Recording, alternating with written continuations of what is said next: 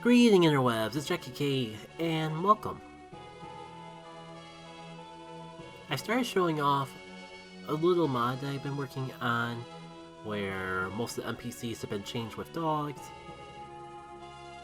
But I wanted to get it out by April 1st, so I didn't quite have time to show off everything. So I figured, why not? Let's do another video showing off the rest.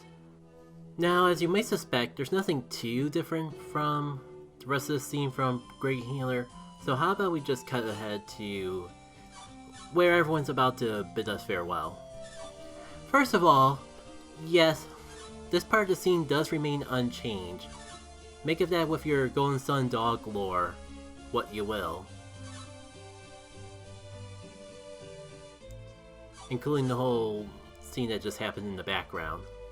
As you may have noticed at this point, there's a few types of characters that I do not change throughout the course of this mod. The main characters, for what I feel is obvious reasons. Any NPCs I interact with in a shop-like manner, including, well, the shops, the Great Healer, and the inn. And the NPCs that broke the game if I messed with them too much. We'll get more into that third category a bit later on. I figure I bring it up now because it's kind of tragic how close this scene was to perfection, but the Great Healer is here, and it would be inconsistent with other parts of the game if I only changed them for this one particular scene. I guess it's kind of funny to see a grown man go make dog howling noises. Anyways, yeah, I figure we don't need to see Flint's tutorial. It's exactly the same as the vanilla game. This entire mod was made from scratch, so no features that I typically include in mods I make, such as the fast travel and other quality of life features. The mods only have 2 towns, so I don't think it's really gonna break your soul if you don't have fast travel between Vale and Vault. It's simpler on me this way, and this mod already had way too much work for a silly April Fool's project. Anyways, I'm showing this battle because technically the enemies are new. Fun fact, if you notice that the enemies between the prologue and when you first leave Vale are stronger, that's intentional in the game on purpose. Like, it's not just your imagination. If you go into the game's code, or in my case, use an editor, you'll actually see that there's 2 different enemy types for both the prologue set and the post-prologue set. Golden Sun doesn't have level scaling for its enemies. Instead, they just flat out create new enemies that look exactly the same. Granted, I still gave them new abilities, so they are technically different enemies. I just wanted to point out the fact that even in the vanilla game, Golden Sun treats the enemies you see in the prologue as completely different enemies from what you're battling right now, even if they appear to be the same. Anyways, how about we share a few more fun dog facts? I still have some left over from Vale that I never got around to showing. So, for the next fun dog fact, dogs have as many as 300 million receptors in their nose. In comparison, a human has closer to 5 million. A fancy way to say that dogs have a much better sense of smell than we do. Oh hey, I did record this. What's with you? You want to enter Loompa? Well, you can't. Go back where you came from. You came all the way here for nothing? Loompa's no place like you. Go back where you came from. This is Loompa. You can't enter here unless the boss says so. Anyone who can guess where the inspiration for all that came from, you get my biggest kudos. So yeah, seems like Vault wasn't spared from the shenanigans of the dog adventures. More so, who's ready for a double feature of fun dog facts? Dogs only sweat through their pads on their paw. Require them to pant in order to cool off. Believe it or not, that's not the weirdest fact I considered including. Anyways, fact number 2. Dogs can roughly sense time, so they can tell when it's time for their daily walk. If you do things in routine enough, a dog will catch on to the patterns. So yeah, there was one thing weirder that I was going to include in the fun dog fact book, but Common sense and decency overruled that decision, thankfully. So, similar to how I handled it in Vale, it was a matter of changing the NPC sprites into the puppy, dog sprite, as well as the dialogue to correspond to this particular change. As you might be able to see though, I wasn't able to do it with as many NPCs here as in Vault. My suspicion is that some of them are tied to story events, but then you get these children changing in a circle. I don't know what the deal with that is. I just assume it's a bug in the editor, because the editor I use is kind of old, but I still find it more reliable than some of the newer stuff. For right now, there doesn't seem that much to do, especially with everyone just barking and yipping. So why don't we pay a visit to our favorite mind reader, who has the defenses of sandpaper. Actually, thinking more about it, I gotta be a little more specific, don't I? But seriously, once we pay a little visit to Ivan, the fun mod is really gonna open up. While most of the NPCs in Vale have the same vanilla mind read text that they do in the original game, granted, there is one or two, but nothing too spectacular. The point being, I decided to have a little bit more fun here in Vault. So, we'll agree to help Ivan mind read some town folks and figure out who took the shaman's rod. Totally won't be the conspicuous monsters in town. That would be too on the nose. And that's it. The important thing is that we can now mind read the townsfolk and actually understand what they're saying. Okay, wait, that's vanilla text. Not too exciting, but with everyone turning into animals, it sure is handy to be able to talk to them. And I can now mind read the mayor without regret. Anyways, let's see what else in town we can stumble into. For one, I figure if I can't change the character sprites, I should at least have fun with the dialogue. So fun fact, if you notice your village turning into dogs, just run around in a circle in the well, and you'll be all set. Oh, that is a little bit awkward of a situation. Almost as awkward as this poor dog that's turned into a cat, just when everyone else is turning into dogs. Jeez, yeah. I know, man, that is a cruel sense of irony. It's a good thing I don't know anyone that would be that mean. Well, while we're all the way over here, I guess I can at least scout some information from the townsfolk.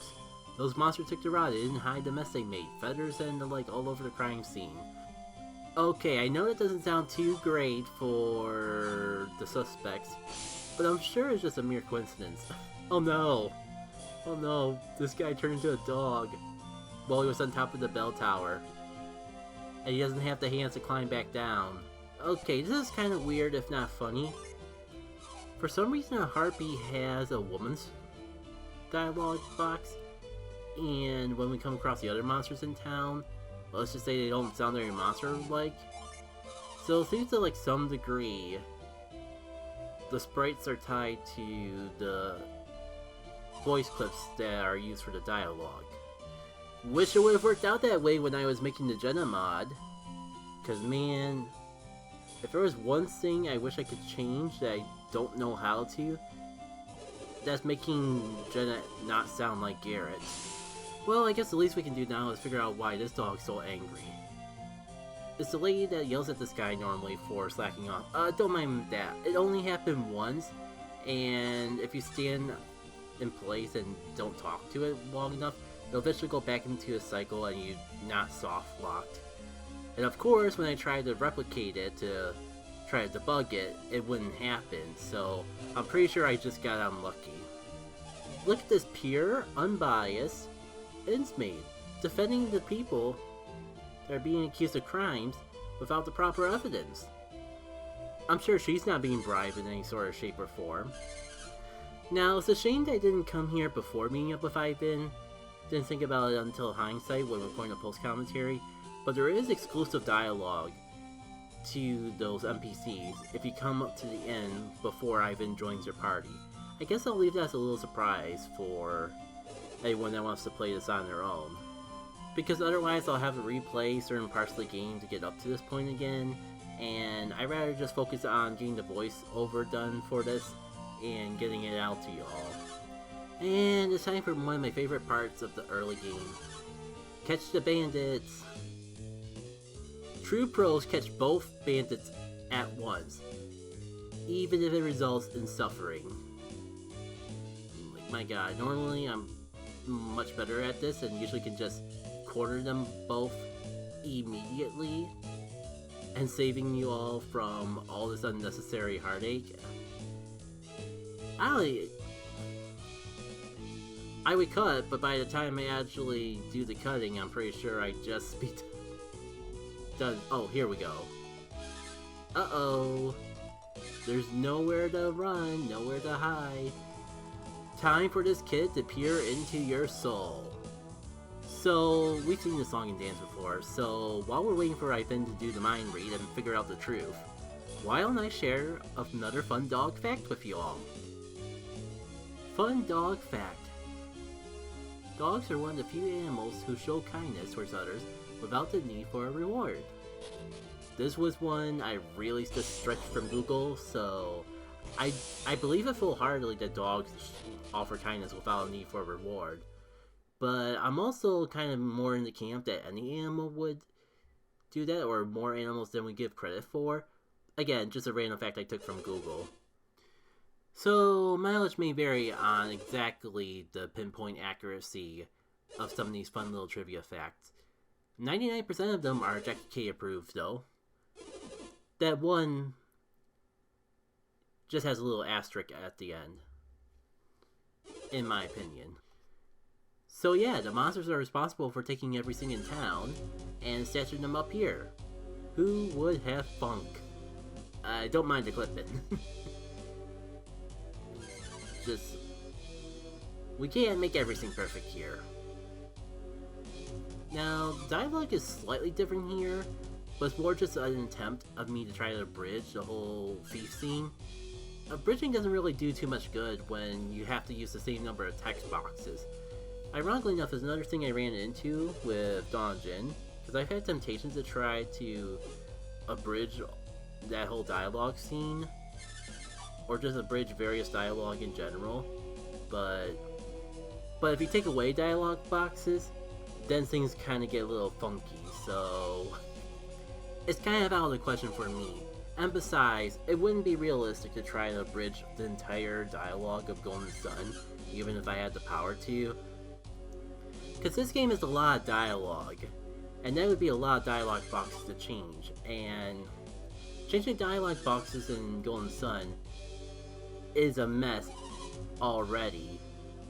Way harder than it actually looks.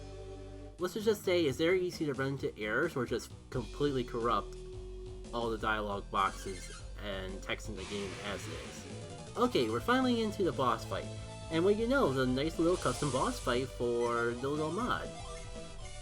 Now, even though we're in a new boss fight, and some of the moves and abilities have changed accordingly, don't expect anything too crazy. I wouldn't say this is any harder than the original game. If we want a new boss fight that actually makes us work a little for our success, especially this early on, play Doggone when it comes out.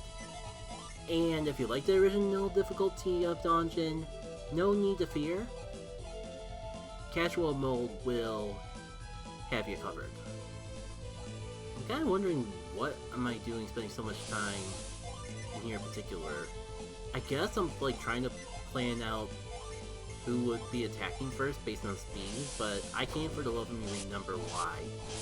As for the boss fight itself, yeah, there's a couple new moves here, but they still do things that they do to make this boss fight incredibly easy in the first game. Like just randomly not taking a turn, and not having anything too powerful up their sleeve. The most devastating thing that any enemies do here is the screech that we've seen some of the bats do in the prologue. If you are slower than the bats, then that will make you freeze and make you lose your turn in the process. Luckily, like, Ivan should always be faster than them at the very least, so I wouldn't be too hard-pressed and worried about that detail. And like that, they're already down. This would typically be where the mod ends, but there's a couple more things I want to talk about. First, that is a new sword that we got. It's not too different from the bandit sword, but it does technically have a different unleash. Yeah, shoot, you can tell of just how eager I am to just get done with the dialogue here. I wonder if I should cut. I think everything here is the same. So yeah, you know what, I'm just gonna do that. Well, mostly everything is the same. I kinda forgot about the dogs. Very impressive that I managed to do that, when dogs are the main selling point of this entire mod to begin with.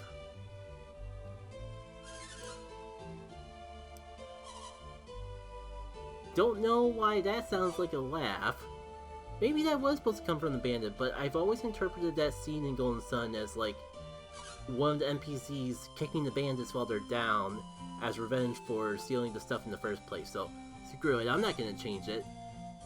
Mod's been out for several weeks at this point by the time I upload this video. And I suppose it wouldn't hurt if we watched the little doggies open up the chest. Just don't ask how they're able to open up these chests, but can't climb down ladders. It's a fantasy game. There's enough mythical elements to explain away all of your heart's concerns and undesires. My personal theory is that the chests are magic in the first place because you definitely don't see an animation of Isaac and Party opening up the chest. They just boop, and it magically opens, and the item pops in their hands, and they hold it up like Legend of Zelda. And that's the end of Golden Retriever. You'll even get a little note right about here. Huh? This is the end of mod. Everything is normal beyond this point. Just so even if you're naturally playing the game, you know where all the fun mod stuff ends. But even with this being the end, I think there's still a couple more things I'd like to show off, so just give me a second to record it because I apparently didn't get around to doing so before pulling up the mic. First, there's this new piece of dialogue. You ain't from Calais, there's ya? The last group did that too, but we did that. You're not here to save the Hamlet, are you? You take me for a two-step man's the only reason anyone would come here. Don't make me mad, you didn't like me when I'm angry.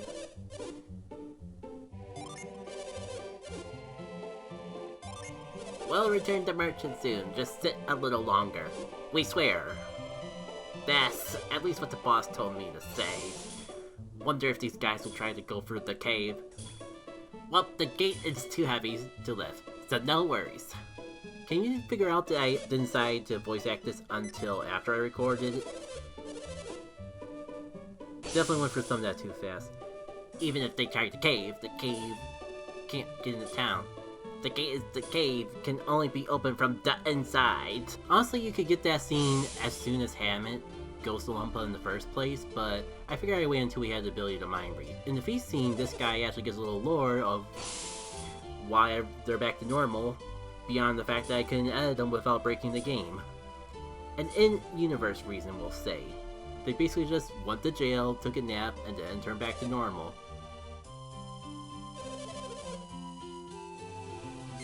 Then we have to return to the poor cat.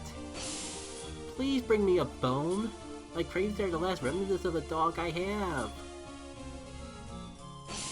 And just a couple little mind reads in Vale to, like, world build, I suppose.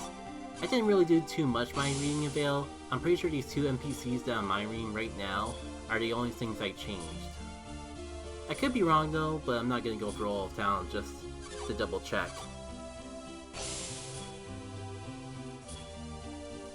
And that is everything I want to show off with Golden Retriever, a fun little Golden Sun mod I made for April Fools. This has been Jackie K, and I hope to see you all later. Take care.